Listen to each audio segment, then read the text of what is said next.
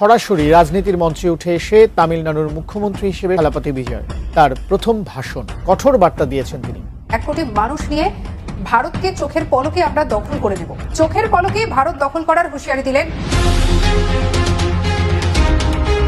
এদিকে আজ থালাপতি বিজয় ক্ষমতায় বসার প্রথম দিনই সরাসরি হুঁশিয়ারি দিয়ে নরেন্দ্র মোদীকে ভারত দখল করার জন্য অ্যাকশন চালাচ্ছে। এই মুহূর্তে সম্পূর্ণ ভারতবর্ষে অসংখ্য ঘটনা ঘটে, শুভেন্দু অধিকারীর কাঁপুনি শুরু হয়েছে এই মুহূর্তে। যে কথাটা নির্বাচনের আগে আপনাদের বারবার বলে এসেছি যে এই তৃণমূল কংগ্রেস নামক দলটিকে একবার নির্বাচনী রাজনীতিতে হারিয়ে দিন, এই দলটা 3 মাসের মধ্যে উঠে যাবে, বাংলায় এর নাম ও নিশান থাকবে না। শুভেন্দু অধিকারী সরাসরি অ্যাকশন মোডে চলে যান, কোনো ডিলে নয় বা কোনো সিম্বলিক জেস্চারও নয়, প্রথমেই ডেকে পাঠালেন প্রশাসনের টপ অফিসার্সদের। তাহলে পুরো ভারতের রাজনীতিতে কি ঘটবে ভাবতে পারছেন? মমতা কি সত্যি ইভিএম কারচুপির প্রমাণ দিতে পারবেন? 100টারও বেশি আসনে কারচুপি হয়েছে। রাহুল গান্ধীও একই কথা বলছেন। শপথ নেওয়ার পর আজ প্রথমবার রাজ্য সরকারের সচিবালয় নবান্নে যাচ্ছেন পশ্চিমবঙ্গের মুখ্যমন্ত্রী শুভেন্দু অধিকারী। সেখানে চূড়ান্ত হতে পারে বিজেপি সরকারের পূর্ণাঙ্গ মন্ত্রিসভা। এই বক্তব্যের মাধ্যমে জোটের চাপের বাইরে থেকে প্রশাসনের পূর্ণ নিয়ন্ত্রণ নিজের হাতে রাখার ইঙ্গিত দিয়েছেন নতুন এই মুখ্যমন্ত্রী। এদিকে দায়িত্ব নেওয়ার প্রথম দিনই 2টি গুরুত্বপূর্ণ নথিতে সই করেছেন বিজয়। এর মধ্যে রয়েছে সাধারণ মানুষের জন্য 200 ইউনিট পর্যন্ত বিনামূল্যে বিদ্যুৎ সুবিধা চালুর সিদ্ধান্ত এবং বিশেষ বাহিনী গঠনের উদ্যোগ। থালাপতি বিজয় ক্ষমতায় আসার প্রথম দিনই আজকে বিশেষ বাহিনী গঠন করার পরিকল্পনা করেছে। সরাসরি নরেন্দ্র মোদীর বিরুদ্ধে হুঁশিয়ারি দেয় এবং তার বক্তব্যের মধ্যে অনেক অ্যাকশনমূলক কথা বলে। এইদিকে আবার মমতা ব্যানার্জিও পরিকল্পনা করে আসছে কিভাবে নরেন্দ্র মোদীর বিরুদ্ধে অ্যাকশন নিবে এবং শুভেন্দু অধিকারীকে ক্ষমতা থেকে নামাবে। আজকে দেখতে পারি অসংখ্য ঘটনা ঘটে যায় এবং সম্পূর্ণ ভারতের মানুষ অবাক হয়ে যায়। আপনারা এই সম্পূর্ণ ভিডিও দেখবেন। এই মুহূর্তে ভারতে যা চলছে এবং থালাপতি বিজয়ের বক্তব্যের পর নরেন্দ্র মোদীর যে খারাপ অবস্থা হয় সবকিছু দেখতে পারবেন এই একটি ভিডিওতে। দক্ষিণী সিনেমার জনপ্রিয় সুপারস্টার থেকে সরাসরি রাজনীতির মঞ্চে উঠে এসে তামিলনাড়ুর মুখ্যমন্ত্রী হিসেবে শপথ নিয়েছেন থালাপতি বিজয়। তবে রাজনৈতিক এই ঐতিহাসিক মুহূর্তের চেয়েও বেশি আলোচনা এসেছে তার প্রথম ভাষণ। শপথ নেওয়ার পরই দেওয়া ওই ভাষণে কঠোর বার্তা দিয়েছেন তিনি। বিস্তারিত জানাচ্ছেন শিহাব ইসলাম। দীর্ঘ রাজনৈতিক জল্পনা আর নির্বাচনী উত্তেজনার পর অবশেষে তামিলনাড়ুর মুখ্যমন্ত্রী হিসেবে শপথ নিয়েছেন জনপ্রিয় অভিনেতা ও টিভিকে নেতা থালাপতি বিজয়। রোববার চেন্নাইয়ে শপথ নেওয়ার পর দেওয়া প্রথম ভাষণেই নিজের রাজনৈতিক অবস্থান স্পষ্ট করেন তিনি। ধর্মনিরপেক্ষতা, সামাজিক ন্যায় বিচার এবং স্বচ্ছ প্রশাসনের প্রতিশ্রুতি দিয়ে বিজয় বলেন, সাধারণ মানুষের প্রতিনিধি হিসেবেই কাজ করতে চান তিনি। ভাষণে বিজয় দাবি করেন, তৃণমূল পর্যায় থেকে উঠে আসার কারণেই জনগণ তাকে গ্রহণ করেছে। একই সঙ্গে তিনি বলেন, মানুষকে মিথ্যা প্রতিশ্রুতি দিয়ে বিভ্রান্ত করতে চান না তিনি। সরকারের কার্যক্রমের মূল্যায়নের জন্য জনগণের কাছে কিছুটা সময়ও চান 51 বছর বয়সী এই নেতা।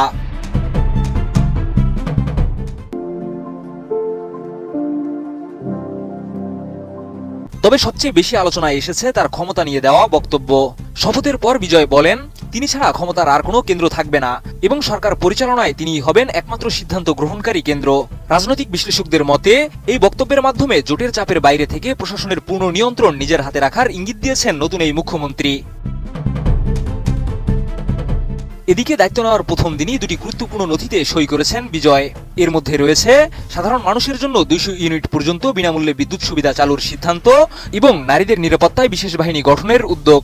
পাশাপাশি রাজ্যের বর্তমান আর্থিক অবস্থা তুলে ধরতে শিগগিরই একটি শ্বেতপত্র প্রকাশের কথাও জানিয়েছেন তিনি। এছাড়া নতুন মন্ত্রিসভায় নিজের দল টিভিকের ঘনিষ্ঠ নেতাদেরই বেশি গুরুত্ব দিয়েছেন বিজয়। যদিও সরকার গঠনে কংগ্রেস সমর্থন দিয়েছে, তবুও রাহুল গান্ধীর দলের কাউকে মন্ত্রিসভায় রাখা হয়নি। অন্যদিকে ভারতের প্রধানমন্ত্রী নরেন্দ্র মোদী নতুন মুখ্যমন্ত্রীকে অভিনন্দন জানিয়ে তামিলনাড়ুর উন্নয়নে কেন্দ্রীয় সরকারের সহযোগিতার আশ্বাস দিয়েছেন। নির্বাচন কমিশনে জমা দেওয়া হলফনামা অনুযায়ী থালাপতি বিজয়ের মোট সম্পদের পরিমাণ প্রায় 624 কোটি টাকা। এর মধ্যে 213 কোটি টাকা সেভিংস অ্যাকাউন্টে এবং প্রায় 100 কোটি টাকা বিভিন্ন ব্যাংকে স্থায়ী আমানত হিসেবে রাখা হয়েছে রয়েছে। তবে শপথের প্রথম দিনই রাজনৈতিক ও প্রশাসনিক বার্তার কারণে ভারতের দক্ষিণাঞ্চলের রাজনীতিতে এখন নতুন সমীকরণ তৈরি হচ্ছে বলেই মনে করছেন বিশ্লেষকরা। শিহাব ইসলাম, ATN নিউজ। কল্পনা করুন একটা রাজ্যে 2জন মুখ্যমন্ত্রী, একজন শপথ নিয়েছেন আর একজন বলছেন আমি পদত্যাগ করব না। রাস্তায় নেমে এসেছে হাজার হাজার মানুষ, একদিকে বিজয় উল্লাস, অন্যদিকে প্রতিবাদের আগুন। আর ঠিক এমন সময় রাহুল গান্ধী প্রধানমন্ত্রীকে সরাসরি ভোট চোর বলে দিলেন। এই গল্পের শেষটা কি হবে জানেন? সেটাই আজ জানাবো এই ভিডিওতে। তবে শেষ পর্যন্ত থাকুন, কারণ যা ঘটতে যাচ্ছে তা পুরো ভারতের ইতিহাস বদলে দিতে পারে। আচ্ছা বন্ধুরা, আপনি কি কখনো ভেবেছেন একটা রাজ্যে একসাথে দুজন মুখ্যমন্ত্রী থাকতে পারে কিনা? শুনতে অদ্ভুত লাগছে, তাই না? কিন্তু এই মুহূর্তে পশ্চিমবঙ্গে ঠিক এমনই একটা পরিস্থিতি তৈরি হয়েছে। একদিকে বিজেপির শুভেন্দু অধিকারী শপথ নিয়ে বসেছেন মুখ্যমন্ত্রীর চেয়ারে, আর অন্যদিকে মমতা বন্দ্যোপাধ্যায় পরিষ্কার বলে দিয়েছেন যে তিনি কোনোভাবেই পদত্যাগ করবেন না। এখন প্রশ্ন হলো, এই অচলাবস্থার সমাধান হবে কিভাবে? আদালত কি বলবে, নাকি রাস্তায় নেমে ফয়সালা হবে? থাকুন আমাদের সাথে, কারণ এই প্রশ্নের উত্তর জানলে আপনি চমকে যাবেন। গত শনিবার কলকাতার ব্রিগেড প্যারেড গ্রাউন্ডে যা হয়েছে সেটা ছিল ঐতিহাসিক। বিজেপি নেতা শুভেন্দু অধিকারী মুখ্যমন্ত্রী হিসেবে শপথ নিয়েছেন। সেখানে উপস্থিত ছিলেন প্রধানমন্ত্রী মোদী এবং অমিত শাহ। হাজার হাজার বিজেপি কর্মী রাস্তায় নেমে উৎসব করছিল। কিন্তু ঠিক একই সময় কালীঘাটে কি হচ্ছিল জানেন? সেখানে মমতা বন্দ্যোপাধ্যায় তার সমর্থকদের বলছিলেন, আমরা হারিনি, এই নির্বাচন ছিল ভোট ডাকাতি। এখন বলুন তো, যদি দুই পক্ষই নিজেদের সঠিক দাবি করে, তাহলে সত্যিটা কি? কে আসলে জিতেছে আর কে হেরেছে? আচ্ছা, এবার একটা মজার প্রশ্ন করি। মমতা বন্দ্যোপাধ্যায় কি পাগল হয়ে গেছেন যে তিনি হেরে গিয়েও পদত্যাগ করছেন না? আপনি হয়তো ভাবছেন তাই তো, কিন্তু একটু গভীরে গেলে দেখবেন এখানে একটা বিশাল মাস্টার প্ল্যান আছে। মমতার আসল টার্গেট কিন্তু রাজভবন নয়, তার টার্গেট হলো কলকাতা হাইকোর্ট এবং সুপ্রিম কোর্ট। এখন চিন্তা করে দেখুন তো, যদি তিনি আদালতে প্রমাণ করতে পারেন যে ইভিএমে কারচুপি হয়েছে, তাহলে কি হবে? আদালত কি পুরো নির্বাচনই বাতিল করে দিতে পারে? আর যদি সত্যিই তেমন কিছু হয়, তাহলে কি বিজেপির সাজানো তাসের ঘর এক মুহূর্তেই ভেঙে পড়বে না? এই প্রশ্নের উত্তর পেতে একটু পরেই ফিরে আসছি।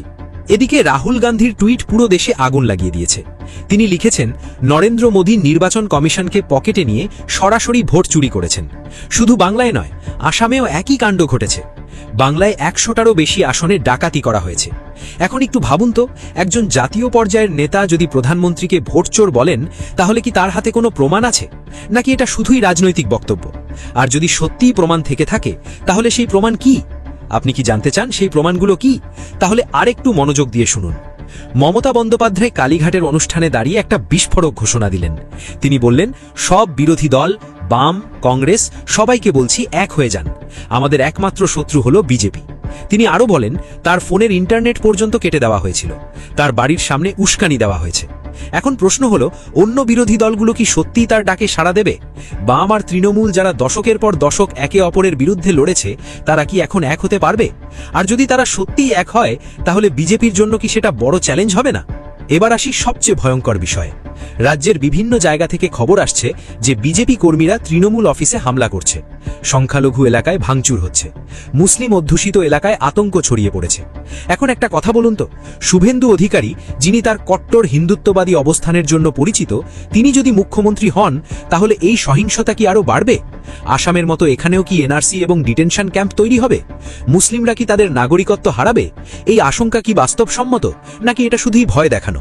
এই প্রশ্নের উত্তর খুবই গুরুত্বপূর্ণ, তাই মনোযোগ হারাবেন না। এখন একটা মজার তথ্য দিই। সিপিএম নেতা মোহাম্মদ সালিম রবীন্দ্রনাথের একটা লাইন উদ্ধৃত করে বললেন, জীবন যখন শুকাইয়া যায়, করুণা ধারায় এসো। এই লাইন শুনে কি মনে হচ্ছে? তিনি কি মমতার সাথে হাত মেলানোর ইঙ্গিত দিচ্ছেন? বাম আর তৃণমূল, যারা বছরের পর বছর পরস্পরের রক্তচক্ষু ছিল, তারা কি এখন এক হবে? আর যদি তারা সত্যিই এক হয়, তাহলে পশ্চিমবঙ্গের রাজনীতিতে কি আরেকটা ভূমিকম্প আসবে? বিজেপি কি তখনও টিকে থাকতে পারবে? কি মনে হয় আপনার? এবার আসি সবচেয়ে গুরুত্বপূর্ণ পয়েন্টে। মমতার পুরো কৌশলটা কি জানেন? তিনি চাইছেন শুভেন্দুর শপথ গ্রহণকে আইনি জটিলতায় ফেলে দিতে। তিনি যদি হাইকোর্ট বা সুপ্রিম কোর্টে গিয়ে প্রমাণ করতে পারেন যে ইভিএমে ম্যানিপুলেশন হয়েছে, নির্বাচন কমিশন পক্ষপাতিত্ব করেছে, তাহলে আদালত কি করবে? আদালত কি পুরো নির্বাচন বাতিল করে দিতে পারে? ভারতের ইতিহাসে কি এমন কোনো নজির আছে? হ্যাঁ বন্ধুরা, আছে। অতীতে কিছু কিছু ক্ষেত্রে আদালত নির্বাচন বাতিল করেছে, কিন্তু পুরো একটা রাজ্যের নির্বাচন বাতিল করা, সেটা হবে ইতিহাস। আর যদি সেটা হয়, তাহলে পুরো ভারতের রাজনীতিতে কি ঘটবে ভাবতে পারছেন? এখন একটা বাস্তব প্রশ্ন করি, মমতা কি সত্যি ইভিএম কারচুপির প্রমাণ দিতে পারবেন? দেখুন, তিনি দাবি করছেন যে 100টারও বেশি আসনে কারচুপি হয়েছে। রাহুল গান্ধীও একই কথা বলছেন, কিন্তু প্রমাণ কোথায়? ইভিএম তো সিল করা থাকে, সেখানে কিভাবে কারচুপি করা সম্ভব? এই প্রশ্নের উত্তর দিতে গিয়ে মমতা বলছেন যে নির্বাচন কমিশন নিজেই বিজেপির পক্ষে কাজ করেছে। যে কথাটা নির্বাচনের আগে আপনাদের বারবার বলে এসেছি যে এই তৃণমূল কংগ্রেস নামক দলটিকে একবার নির্বাচনী রাজনীতিতে হারিয়ে দিন, এই দলটা 3 মাসের মধ্যে উঠে যাবে, বাংলায় এর নাম ও নিশান থাকবে না। আর ঠিক সেই পথেই রাজনীতি হতে চলেছে। দেখুন, শুভেন্দু অধিকারী মুখ্যমন্ত্রী হিসেবে শপথ নিয়েছেন, সেই নিয়ে সারা দেশে হইচই চলছে, বাংলায় খবর চলছে। কিন্তু এর মাঝখানেই গতকাল ইন্ডিয়া টিভিতে আমার একটা শো ছিল, সেখানে আমি পরিষ্কারভাবে বলেছিলাম যে এই তৃণমূল কংগ্রেস নিয়ে এত আলোচনা করছেন কেন? এই দলটা পশ্চিমবঙ্গের পলিটিক্সে ইররেলিভেন্ট হয়ে গেছে, এদের নিয়ে কথা বলা মানে সময় নষ্ট। তৃণমূলের যিনি প্রতিনিধি ছিলেন তিনি তো খুব রেগে গেছেন, আমাকে তেরে টিভি শো এর মধ্যেই গালাগাল দিলেন, আমাকে সেখানে অ্যাঙ্কার থামিয়েও দিলেন যে যাদের 80টা এমএলএ আছে তাদেরকে ইররেলিভেন্ট কি করে বলেন, ইত্যাদি ইত্যাদি। তো এটা তো আমার শো, আমার তো এখানে কথা বলতে কোনো বাধা নেই। সুতরাং সেই জায়গায় এক এক করে আপনাদের সামনে পয়েন্টগুলো নিয়ে আসছি, তাহলেই আপনারা বুঝতে পারবেন যে কথাটা বলেছিলাম সেই কথাটা কতখানি সত্যি। এবং সত্যিই পশ্চিমবঙ্গের রাজনীতি থেকে মমতা অভিষেকের দি এন্ড হয়ে গেছে। আর তৃণমূল কংগ্রেস নামক দলটি পরবর্তী নির্বাচনে, সেটা মিউনিসিপ্যালিটি হোক, পঞ্চায়েত হোক, সেইখানে লড়ার মতো জায়গায় থাকবে না। কেন বলছি? দেখুন, গতকাল যখন একদিকে ব্রিগেডে শুভেন্দু অধিকারী তিনি মাননীয় মুখ্যমন্ত্রী হিসেবে শপথ গ্রহণ করছেন, সারা দেশের সমস্ত মুখ্যমন্ত্রী প্রায় চলে এসেছেন, কেন্দ্রীয় মন্ত্রিসভার এতগুলো গুরুত্বপূর্ণ মানুষ সেখানে উপস্থিত রয়েছেন, তখন কালীঘাটের টালির চালায় ফেরত গেছেন পিসিমণি, এবং সেখানে গিয়ে তিনি রবীন্দ্র জয়ন্তী পালন করছেন। তা করুন, কোনো অসুবিধা নেই। কিন্তু সেই রবীন্দ্র জয়ন্তী পালনের শেষে তিনি একটি বক্তব্য রাখছেন, যেটি সোশ্যাল মিডিয়ায় ভাইরাল হয়ে গেছে, আশা করি সকলেই দেখেছেন। তিনি বলছেন যে বাংলায় এবার বিজেপিকে রুখতে তিনি বাম এবং অতি বামেদের সঙ্গে জোট করতে চান, তাদের জন্য দরজা খুলে দিচ্ছেন। তিনি বিকেল 4টে থেকে 6টায় বসে থাকবেন তার অফিসে, তার সময় রয়েছে হাতে, কারণ এখন তো কোনো কাজ নেই, আর তাকে ফোন করে যেন তারা চলে আসেন। এরপর বাম অতিবাম কি বলেছেন সেটা পরে বলছি, কিন্তু এই জায়গাটা ভালো করে বুঝুন যে মমতা বন্দ্যোপাধ্যায় তিনি বুঝে গেছেন তার একার দ্বারা হবে না। এতদিন বারবার যেটা করতো যে তৃণমূলের ভোট বেশি থাকতো, বিজেপি একটু পিছিয়ে থাকতো, কিন্তু আমাদের অঙ্ক কষে দেখিয়ে দিয়েছিলাম, বুঝিয়ে দিয়েছিলাম যে পশ্চিমবঙ্গের ডেমোগ্রাফি যেভাবে আছে, সেখানে তৃণমূল কংগ্রেস যদি ভোট শতাংশে বিজেপির আগেও থাকে, 2%-এরও গ্যাপ থাকে, তা সত্ত্বেও বিজেপি সরকার হবে। আর বিজেপি যদি আগে থাকে এবং সেই গ্যাপটা 5-6% করে নেয়, তাহলে বিজেপি 200 ক্রস করে যাবে। দেখুন, ঠিক সেই জায়গাটাই পশ্চিমবঙ্গে হয়েছে। ফলে পিসিমণি বুঝতে পারছে যে তার দ্বারা একা হবে না। মমতা বন্দ্যোপাধ্যায় এবার সেই জন্য নতুন অঙ্ক কষতে বসেছেন। তিনি কি অঙ্কটা করছেন? তিনি দেখছেন যে 46% ভোট পেয়েছে বিজেপি, তাহলে সামগ্রিকভাবে বিরোধীরা কত পেয়েছে? 54%, বিজেপির থেকে বেশি। তাহলে এই সমস্ত বিরোধীকে যদি এক জায়গায়, এক ছাতার তলায় নিয়ে চলে আসা যায়, তাহলে 54% ভোট তার হবে, 46% ভোট বিজেপির থাকবে, তাহলে তিনি বিজেপিকে হারাতে পারবেন। আচ্ছা, সেটা কি বাস্তবে সত্যি? সেটা অন্য কোনো একটা এপিসোডে আলোচনা করব। কিন্তু এই কথা বলার মাধ্যমে মমতা বন্দ্যোপাধ্যায় এটা তো প্রমাণ করে দিচ্ছেন যে যা পশ্চিমবঙ্গের রাজনৈতিক ইকুয়েশন হয়ে গেছে, সেই জায়গা থেকে তৃণমূল কংগ্রেসের একা লড়ে বিজেপিকে হারানোর আর কোথাও কোনো জায়গা নেই। এই বার্তা মমতা বন্দ্যোপাধ্যায় খোদ দিয়ে দিচ্ছেন। মাত্র 6% মুসলিম ভোট। অবিশ্বাস্য মনে হলেও এটাই চরম সত্যি। তামিলনাড়ুর বিধানসভা নির্বাচনে মাত্র 6% মুসলিম ভোটারই পাল্টে দিয়েছে পুরো রাজ্যের রাজনৈতিক হিসাব নিকাশ। আর এই মুসলিম ভোটের জাদুকরী শক্তিতেই প্রথমবারের মতো নির্বাচনে নেমেই বাজিমাত করে তামিলনাড়ুর মসনদে বসলেন রূপালী পর্দার থালাপতি বিজয়, একজন খ্রিস্টান সুপারস্টার বিজয়। কিন্তু কিভাবে একজন খ্রিস্টান মেগাস্টার কিভাবে রাজ্যের 45 লাখ মুসলিমের মন এমন ভাবে জয় করলেন যে তারাই হয়ে উঠলেন তার বিজয়ের তুরুপে তাস এবং তাকে বানালেন রাজ্যের মুখ্যমন্ত্রী? আজ আমরা উন্মোচন করব সেই অদেখা মাস্টার প্ল্যান, যা হলিউডের যে কোনো পলিটিক্যাল থ্রিলার বা রাজনৈতিক সিনেমাকেও হার মানাবে। তামিলনাড়ুর মোট জনসংখ্যার দিকে তাকালে দেখা যায় সেখানে মুসলিম ভোটার প্রায় 6.1%, যা সংখ্যায় 45 লক্ষেরও বেশি। আপাত দৃষ্টিতে এই সংখ্যাটিকে খুব একটা বড় মনে না হলেও রাজনীতির দাবার চালে এই 45 লাখ ভোটারই যে আসল কিংমেকার, সেটা এবার প্রমাণিত হলো। রাজ্যের 234টি বিধানসভা আসনের মধ্যে অন্তত 35 থেকে 40টি আসনে এই মুসলিম ভোটাররাই জয় পরাজয়ের একমাত্র নির্ধারক। বিশেষ করে চেন্নাই, ত্রিচি, মাদুরাই, ভেলোর, ভানিয়ামদি এবং তিরুনেলভেলির মতো জেলাগুলোতে মুসলিম ভোট ব্যাংক যার দিকে হেলে পড়ে, বিজয়ের মালা তার গলাতে ওঠে। এখানকার মুসলিম ভোট ব্যাংক রীতিমতো রাজা উজির ফেলার ক্ষমতা রাখে। এবার নির্বাচনে ঠিক এই সমীকরণটাই সবার আগে নিখুঁতভাবে বুঝেছিলেন থালাপতি বিজয়। তার দল তামিলাগা ভেট্রি কাজাগাম বা টিভিকে যখন মাঠে নামে, তখন ইন্ডিয়ান ইউনিয়ন মুসলিম লীগ বা IUML এবং মানি থানিয়া মাক্কাল কাটচি বা MMK এর মতো প্রধান মুসলিম রাজনৈতিক দলগুলো প্রকাশ্যে বিজয়ের পক্ষে প্রচার চালিয়েছিল। কিন্তু প্রশ্ন হলো, একজন খ্রিস্টান অভিনেতার প্রতি মুসলিমদের এত গভীর আস্থার কারণ কি? কিভাবে তিনি এত গভীরভাবে মুসলিম সম্প্রদায়ের বিশ্বাস অর্জন করলেন? এই আস্থার বীজ বোনা হয়েছিল আজ থেকে ঠিক 3 বছর আগে। গল্পের শুরু 2022 সালে রমজান মাসে। বিজয় তখন তার রাজনৈতিক দল টিভিকে গঠন করেছেন মাত্র। চেন্নাইয়ের ঐতিহ্যবাহী ওয়ালাজা মসজিদে হঠাৎ করে ইফতারে অংশ নেন তিনি। মাথায় সাদা টুপি পরে সাধারণ মানুষের সাথে কাতারে বসে খেজুর দিয়ে রোজা ভাঙার সেই ছবি সোশ্যাল মিডিয়ায় ভাইরাল হতে একটুও সময় নেয়নি। কিন্তু এটি কোনো সাধারণ ফটো সেশন বা রাজনৈতিক শো অফ ছিল না। বিজয় সেদিন প্রায় 2 ঘন্টা সেখানে ছিলেন, সাধারণ মুসলিম মানুষদের সাথে বসে গল্প করেছেন, তাদের দৈনন্দিন জীবনের নানা সমস্যার কথা অত্যন্ত মনোযোগ দিয়ে শুনেছেন। এরপর 2023 সালে মাদুরায় মিলাদুন নবীর অনুষ্ঠানে প্রধান অতিথি হিসেবে যোগ দিয়ে তিনি এক ঐতিহাসিক ভাষণ দেন। তিনি স্পষ্ট জানিয়ে দেন, তামিলনাড়ু সব ধর্মের মানুষের, এখানে কেউ বহিরাগত নয়, কেউ দ্বিতীয় শ্রেণীর নাগরিক নয়। অনেকেই ভেবেছিলেন বিজয়ের এই কথাগুলো হয়তো শুধুই রাজনৈতিক বক্তৃতা, কিন্তু আসল টার্নিং পয়েন্ট। দর্শক আপনারা দেখলেন এখানে কি কথা হচ্ছে, অনেকেই কিন্তু অনেক কথা বলতেছে। বিশেষ করে এখানে দেখতে পাচ্ছি আমরা নরেন্দ্র মোদীর বিষয়ে অনেক কথা হয় এবং থালাপতি বিজয় ক্ষমতায় বসার পর যে অসংখ্য ঘটনা ঘটে এবং বর্তমানে রাজনীতির প্রেক্ষাপট নিয়ে অসংখ্য নিউজ দেখিয়েছি। গাইজ এই বিষয়গুলো দেখে আপনাদের মন্তব্য কি? আপনাদের গুরুত্বপূর্ণ মন্তব্যটা অবশ্যই আপনারা আমাদের কমেন্ট বক্সে লিখে যাবেন। সর্বশেষ আপনাদের কাছে আমাদের রিকোয়েস্ট থাকবে, আপনারা আমাদের চ্যানেলে নতুন দর্শক হয়ে থাকলে চ্যানেলটি সাবস্ক্রাইব করবেন এবং পাশে থাকা বেল বাটন টিপে যাবেন যাতে করে নেক্সট ভিডিওটা সবার আগে আপনাদের কাছে পৌঁছে যায়। ধন্যবাদ।